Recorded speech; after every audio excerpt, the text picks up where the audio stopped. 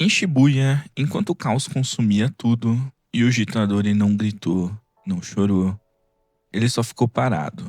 E nos seus olhos não tinha raiva, não tinha medo, só havia um vazio absoluto. O vazio para quem perdeu tudo o que tinha conquistado. Era um vazio que era a resposta para uma pergunta que aquele universo vinha fazendo desde o primeiro episódio. O que sobra de uma pessoa depois que você tira dela o direito de sonhar? A maioria dos protagonistas shonen, a gente tá acostumado a ver eles lutando por um ideal. Desde os primeiros episódios já fica claro qual que é o objetivo. O Luffy quer ser o rei dos piratas, o Naruto quer ser o Hokage, o Midoriya quer ser o maior herói de todos. E se a gente parar pra prestar atenção dentro de Jujutsu Kaisen, até o próprio Sukuna ele luta pelo direito de fazer o que ele bem entender, de fazer o que ele quiser. Bem aquele caso da lei do mais forte. Mas e o Itadori? O Itadori é diferente. Hoje vamos desmontar a engrenagem principal desse sistema cruel em Jujutsu Kaisen. Vamos entender como o Yuji Itadori, o garoto que só queria morrer cercado de amigos, se tornou uma peça descartável e necessária dentro desse mundo. Sejam bem-vindos à análise de A Engrenagem Quebrada. O Yuji nunca quis ser um herói e o desejo do avô dele de ajudar as pessoas a terem um fim digno era uma filosofia vaga. A motivação real dele era mais simples e coletiva, era morrer rodeado de pessoas que ele amava, ele queria conexão, mas o mundo Jujutsu não precisa disso. Ele não precisa de pessoas, ele precisa de ferramentas. Satoru Gojo, desde o início, não oferece uma missão, ele oferece uma função. Você vai ser o receptáculo do Sukuna e depois você vai ser eliminado. Óbvio que a gente sabe que não é bem isso que vai acontecer, já que o Gojo não é necessariamente um personagem mau. Então ele obviamente daria um jeito de resolver essa questão. Mas não é bem uma jornada, um sonho, uma coisa incrível como você ser o rei dos piratas ou ser um prefeito da sua vila. É uma sentença de morte com uma utilidade. Você vai servir de receptáculo para eliminar um mal de um mundo e evitar que tudo aquele sistema colapse. Então o Yuji ele aceita.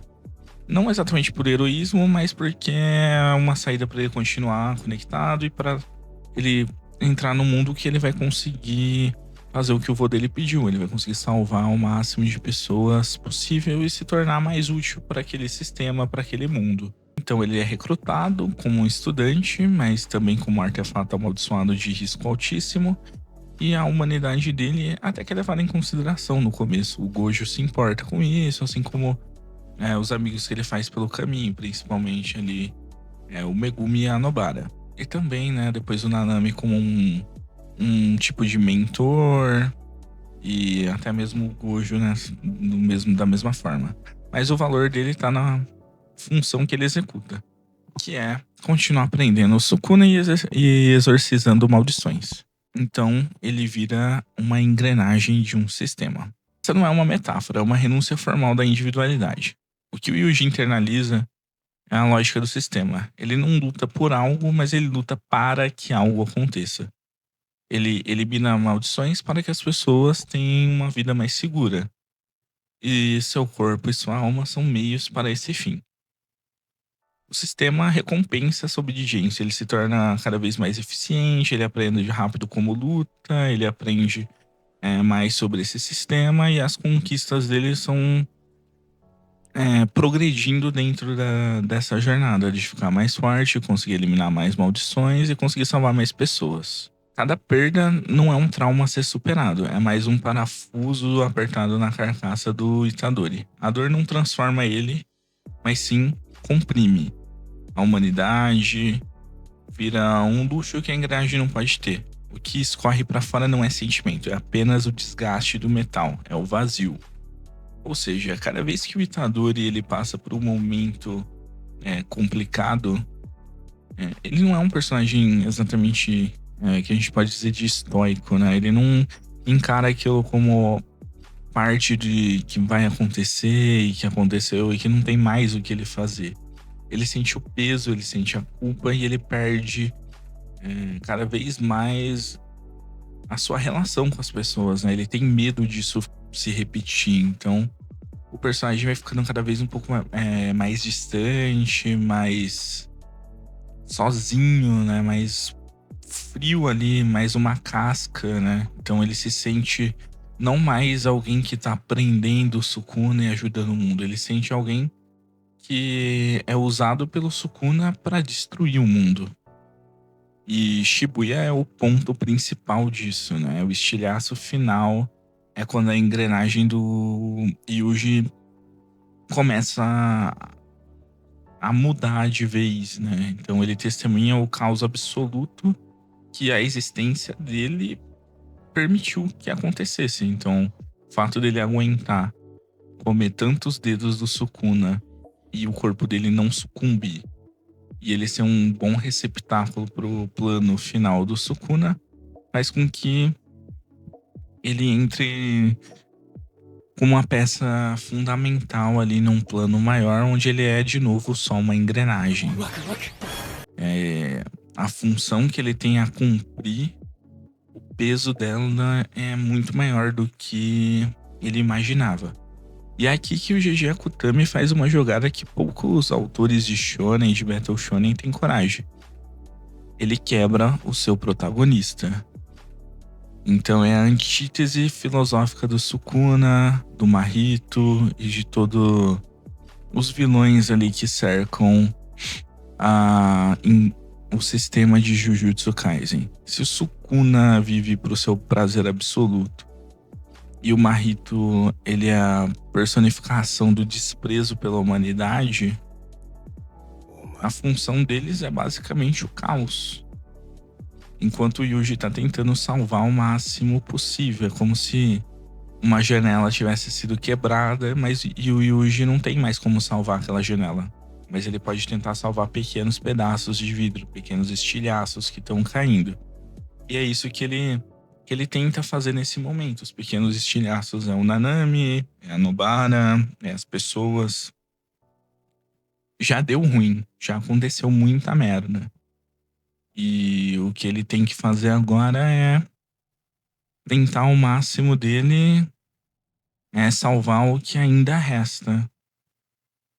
Porém, isso é quebrado totalmente, né, em dois momentos principais. Primeiro é a morte do Nanami na frente dele, e ele pedindo pro Itadori prosseguir, né, com a jornada, prosseguir com o objetivo. O Nanami aceitou. Ele sim é mais estoico. Ele aceitou que aquele era o fim dele, não tinha mais o que ser feito, não tem mais culpa, não tem remorso, não tem ódio, não tem nada. É o final, é o fim da linha. É o ponto final de uma história que ele escreveu durante anos dentro daquele sistema e que ele vê que o Itadori tem que continuar. Não a jornada dele na Nami, mas a sua própria jornada. Mas naquele momento o Yuji começa a quebrar. Ele se deixa tomar pela raiva, pelo ódio, pela culpa. Muitas pessoas já tinham morrido a partir naquele momento. Há poucos minutos atrás o Sukuna tinha matado muita gente, tomando o corpo do Yuji. E o Yuji tá ali só querendo matar o Mahito pra tentar compensar o peso da balança. Só que a morte do Nanami pende a balança ainda mais pro sentimento de culpa. Mas ele até acha forças pra continuar. Aquele momento não é só uma batalha de poder, é uma batalha de existência. O Yuji é quem mata a maldição e o Mahito é aquele que não tá pra se salvar mais. Ele não tem nenhuma salvação, é uma maldição que odeia a humanidade. E depois que tem esse primeiro momento, a gente tem a segunda quebra, que é quando a Nobara aparece e por uma fração de segundos ela é tocada pelo Mahito e ela é a segunda a cair. Naquele momento, pra obra e pra todo mundo, a Nobara estava morta. E, obviamente, pro Yuji que estava ali na frente, isso era um fato irrefutável. Ela parecia morta. Então ele quebra de vez, pela segunda vez em pouco tempo. Ou pela terceira. A gente vai analisar melhor. E é nesse momento que a engrenagem dele tem uma faísca nova, que é ele percebendo que ele precisa continuar. que ele perdeu pessoas, mas ele tem que continuar. O sentimento de culpa vai estar sempre ali, o sentimento de perda também. Mas pela primeira vez ele vai tentar se reprogramar. Então, ele não busca só morrer agora e salvar as pessoas. Ele tá tentando entender a morte, entender as perdas. Ele pergunta se as pessoas nascem com papel. Mas por quê? Por que cada um nasce com esse papel? Então o Yuji, ele tem essa virada de chave. Ele não recupera um sonho grandioso. Ele não tem um objetivo muito claro, mas ele tá buscando significado na função da engrenagem que ele tem dentro daquele sistema. Então, ele não quer mais uma morte útil, mas sim algo que seja significativo para ele mesmo.